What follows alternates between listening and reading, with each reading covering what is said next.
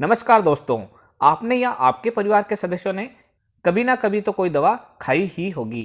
क्या आपने दवा खाने या खिलाने से पहले उसके कंटेंट को पढ़ा है कि उस दवा में क्या क्या होता है? अगर अच्छे से देखा है तो उसमें एक चीज़ आपने अवश्य देखी होगी। दवा के नाम के पीछे आपने आईपी, बीपी या फिर यूएसपी आदि लिखा हुआ देखा होगा। तो आज हम जान लेते हैं कि उनका मतलब क्या है और ये क्यों लिखा जाता है।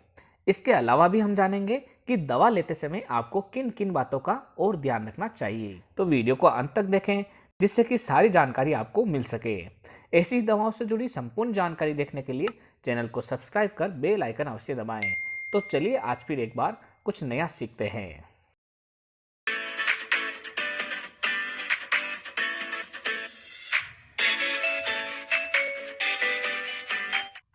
दोस्तों, अगर हम बात करें किसी भी दवा के बारे में तो दवाओं के नाम के पीछे उनमें आईपी, बीपी और यूएसपी लिखा जाता है, जिसका अगर हम पूरा नाम देखें तो ये होता है।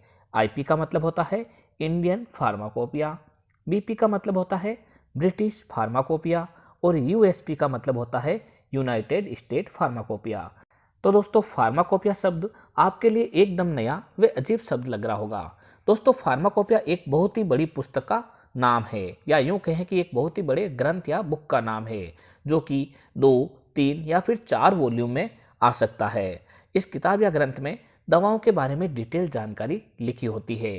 इसमें किसी भी दवा के बनाने का स्टैंडर्ड तरीका, उसकी प्योरिटी, उसका प्रयोग, उसके साइड इफ़ेक्ट तथा दूसरी दवाओं के साथ उसका इंटरेक्शन और इस दवा को स्टोर करने का तरीका और कौन कौन से केमिकल टेस्ट से इस दवा के बारे में हम पता कर सकते हैं आदि सारी जानकारी लिखी होती है। दोस्तों, ये संपूर्ण जानकारी दवाओं के नाम के अल्फ़ाबेट के क्रम में लिखी जाती है। जैसे कि ए नाम की कोई दवा है तो उसका क्रम पहले आता है तथा बी नाम से शुरू होने वाली दवा का क्रम बाद में आता है। दोस्तों, आईपी यानी कि इंडियन फार्माकोपिया, जैसे कि अगर किसी टेबलेट के अंदर लिखा हुआ है एजिथ्रोमाइसिन आईपी 500 mg, तो इसका मतलब है कि इस टेबलेट के अंदर एजिथ्रोमाइसिन 500 mg है, जो कि इंडियन फार्माकोपिया बुक में दिए गए स्टैंडर्ड के अनुसार बनकर तैयार की गई है। यानी कि इसकी स्ट्रेंथ, प्योरिटी, टेस्ट आदि सभी इंडियन फार्माकोपिया बुक के अनुसार ही डिसाइड किए गए हैं।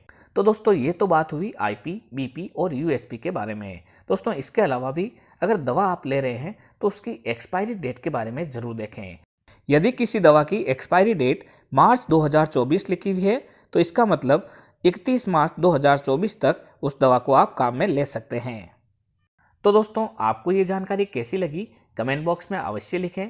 दवाओं के बारे में नई नई जानकारी प्राप्त करने के लिए हमारे चैनल को सब्सक्राइब कर बेल आइकन अवश्य दबाएं। एक बार फिर मिलते हैं एक नए टॉपिक के साथ, तब तक के लिए धन्यवाद।